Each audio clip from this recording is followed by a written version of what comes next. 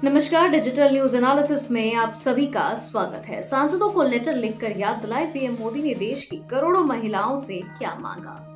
PM Narendra Modi ने महिला आरक्षण को लेकर देश भर की महिलाओं के नाम एक खुला खत लिखा है।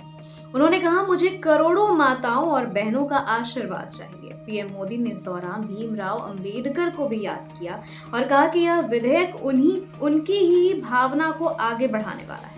उन्होंने कहा, 16 अप्रैल को संसद में नारी शक्ति वंदन अधिनियम पर चर्चा होने जा रही है। इसके लिए मैं देश भर की करोड़ों महिलाओं से आशीर्वाद चाहता हूँ और कहा कि महिला आरक्षण उनकी विचारधारा को ही आगे बढ़ाने का प्रयास है।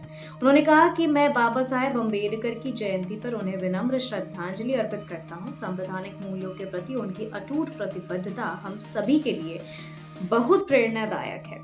इसके आगे वह लिखते हैं कि संविधान में हमें जिस समानता और समरसता भावना का मार्ग दिखाया है, हम सर्वोच्च मानवता पर चलते हुए 16 अप्रैल से संसद में नारी शक्ति वंदन अधिनियम पर चर्चा होने जा रही है। संसद के आगामी सत्र में यह संवैधानिक संशोधन पारित हो, इसके लिए मैं आप सभी, विशेषकर देश भर की करोड़ों माताओं बहनों का आशीर्वाद चाहता हूँ।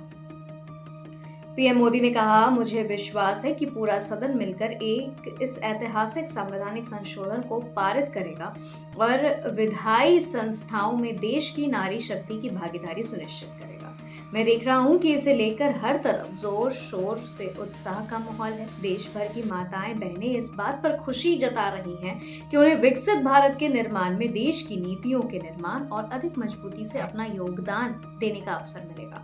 उन्होंने कहा कि 2029 के लोकसभा और विधानसभा चुनाव महिलाओं के आरक्षण के साथ होते हैं तो हमारी लोकतांत्रिक व्यवस्था और मजबूत और सशक्त बनेगी। इसके लिए संसद में आने वाले विधेयक का पारित होना बेहद जरूरी है। इसमें किसी भी तरह की देरी दुर्भाग्यपूर्ण होगी और यह देश की नारी शक्ति के साथ अन्याय होगा। देश की बेटियों को उनके इस अधिकार के लिए अनिश्चित काल इंतजार नहीं करना पड़े। विधायी संस्थाओं में नारी शक्ति की आवाज ज्यादा सशक्त होगी।